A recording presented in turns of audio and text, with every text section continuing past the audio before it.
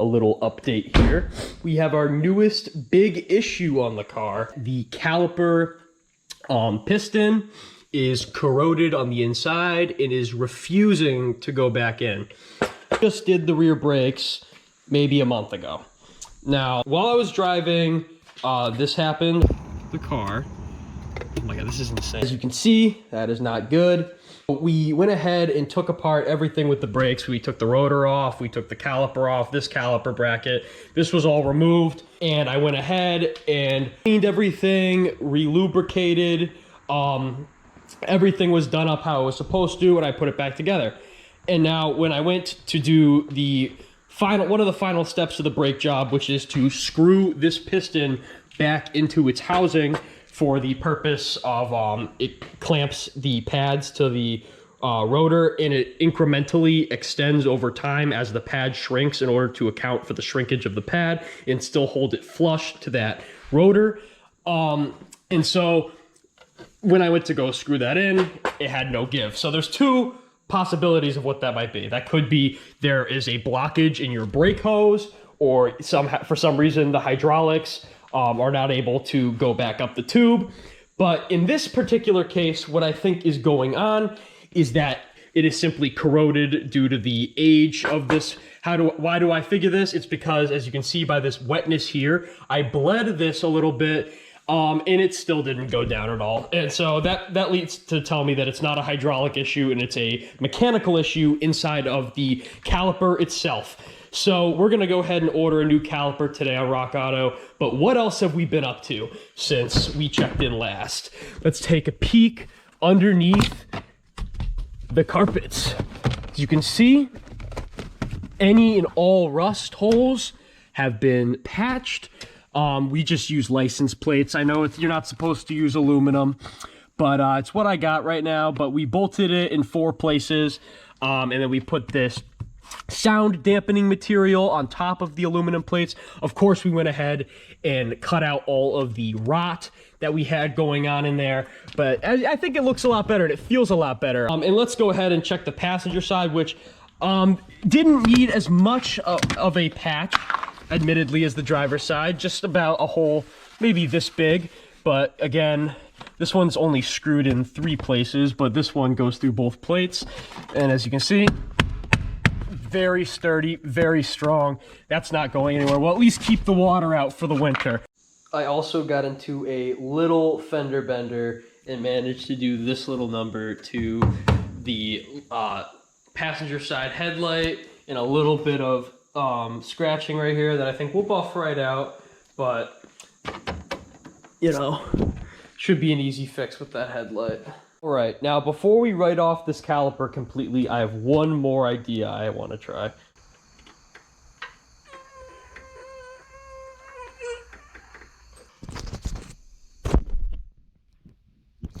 This caliper really should be replaced, but I'm a little tight on cash right now, and I was able to get it to go back that much, and it got stuck again. So we know it's not the hose, because if this was a problem with the line, it wouldn't be able to go back at all. Alrighty, we've gone ahead and removed the banjo bolt and plugged it from the brake line, and we topped up the brake fluid reservoir up here, which is due for a flush at some point. It's quite a gross shade of brown, but for now, that'll do. And now we're just going to be removing this old caliper and replacing it with this shiny new part that we just got in the mail. And hopefully this solves our problem. If not, it's a problem with the line, and then we have more problems to worry about. But for now, let's try this. This here is the OEM part versus the part we're going to be replacing it with side by side. As you can see, they are identical. I'd sure hope so. But then in here we have the pads that we're going to go ahead and transfer to this caliper, and then we're going to put it all back together, bleed the system, and let's see if it drives. The rear caliper has been completely installed, and the brakes have been bled. And additionally, the brake light was on, as in there was a problem with the braking system. So I just bled bleeders in the front and on this side, and within an hour of just regular driving, the light went out. So that's good for that.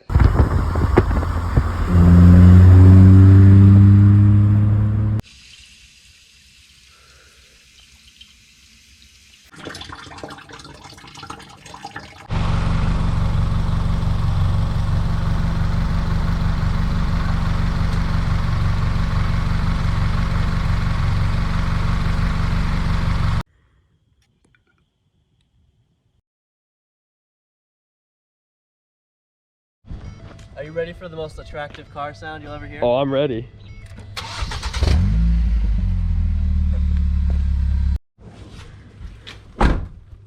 Let's see it. There's more to it than that, buddy. Such.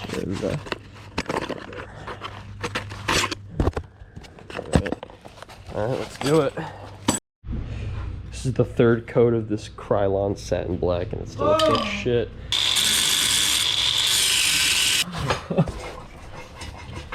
Oh, you see, it's attached. Dude, look at this. This is what happens when I see you. See that?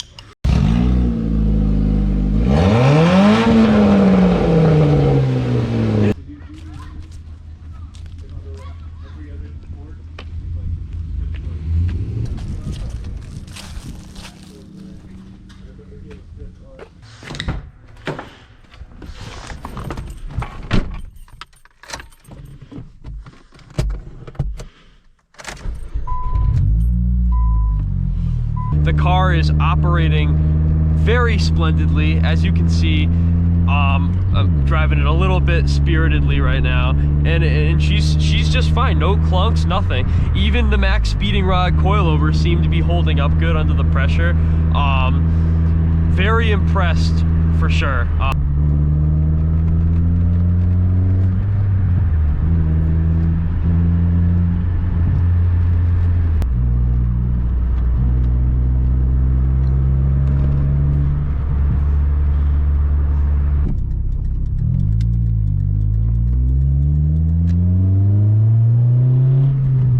That exhaust sounds pretty good by my book. Revving it pretty high right here.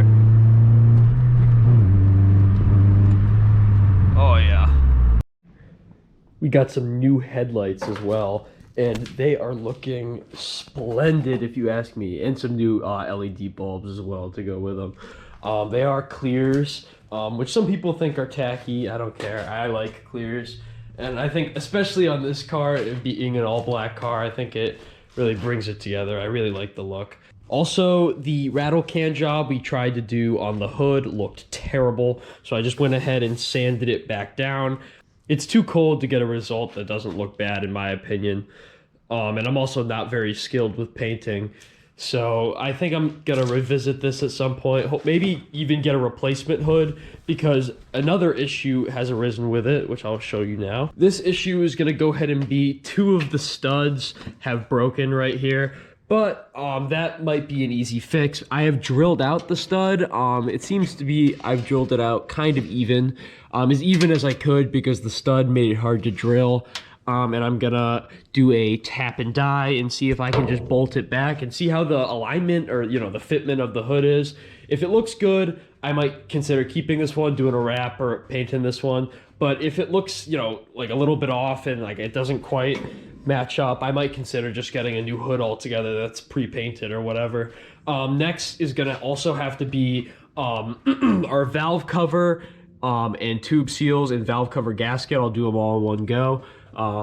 Because we have a valve cover leak going on right here. It's not too terrible, but it's definitely enough that it needs to be addressed now. All right, so a few little updates here on the Sentra. We got the grill painted and put in, looking fresh up front with the new headlights. Really liking how everything's looking all put together. But we have some serious bad news, which is the gas tank has rusted through and started dripping gasoline onto the floor of the garage. So right now you can see that ratchet handle hanging down. That's attached to an extractor. which is on the bolt, which holds in the strap that helped rust that thing through. Let's get in there and take a peek. Uh-oh. Look at that little rubber gasket that was holding dirt and grime for 25 years to that gas tank to cause it to rust through like that. It is absolutely drizzling gasoline. I don't know how this thing held up for so long, but it's a good thing that I noticed what I did, because I intended on welding the floor, and I had bought this machine for doing so. It's just a simple little welding machine, nothing too special, but it should do fine. And I do have this mask also looking pretty swell with the new welder. But yeah, not good at all with that gas tank. Oh my goodness, it is a crusty bolt right there. Hopefully this extractor can get this thing off. Alrighty, I've gone ahead and cut the straps that hold in the fuel tank, both of them, and the tank is just hanging by the filler neck right now. There's no gasoline in it, it all came out, but there's a little access door inside the back seat of Nissan Sentras for the fuel pump, and there's like a return line up on there, and there's like a little electrical hookup. So you're just gonna want to make sure that you disconnect those if you're doing this yourself. But as you can see, this fuel pump is pretty gnarly, and this whole tank is pretty gnarly. I'm gonna have to reuse that pump though, because the pump that comes for this car, for the 1.8 Nissan Sentra, this is the 2001 this tank and pump came from. It's a little bit different. The pressure of the fuel line, it's like 38 psi as opposed to like 44 psi. So it won't quite work right. So I'm going to be reusing the old fuel pump. All these hoses seem to be in better shape than the one on my car, so I'm going to be using this filler neck hose and these different evap hoses, whatever, on this pump. But on this tank is pretty clean. This is the side that was all rusted on mine.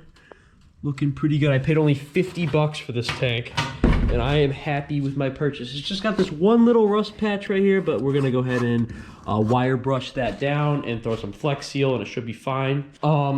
In the back here, we're dealing with quite a bit of rust. I had to go ahead and cut some of this part of the car because it was just so gone. I mean, it needed to go. But we're gonna have to flap disc that down because that looks pretty gnarly. I don't know how the inspection guy is gonna rock with that. Look at that hole there. The frame rail is still completely good though. We're happy. This MagnaFlow is just hanging down right here.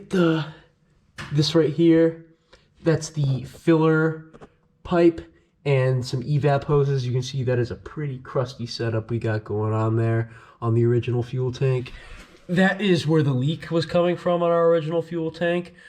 This tank does not have a leak in that spot, so we are already in a better spot. If you ever run out of the correct type of fuses, for example, this car uses mini style fuses, so they look like this. I ran out, and my 10 amp blinker fuse popped. You can always just solder in this kind of fuse if you need to in a pinch. For example, this was for my blinker. It's still wired in right now. Let's fire it up. Works just dandy. So in a pinch, you can always do this. Okay. These extractor sockets are so effective at taking off these rusted bolts. Look how rusted that bolt is, and that thing got right in there and is pulling it like it's no problem.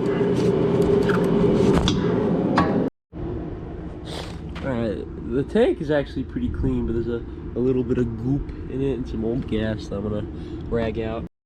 Alright, we got the new gasket in and the old pump thrown in the new tank. And now all we gotta do is throw on the metal lock collar, screw it in, and throw it in the car. Okay, so one of the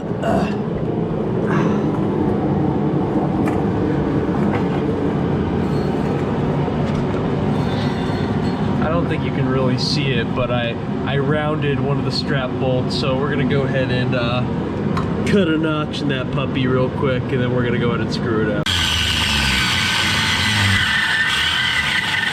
Okay, it was around 2 degrees outside when I was installing the gas tank, so I wasn't able to get much footage of its installation, but the passenger side strap bolt came out easily and went in, no problem. The trouble came when it came to the driver's side bolt, where the mount was eviscerated and I had to weld a new mount and then do a through bolt and a washer. You can't even see the welded nut.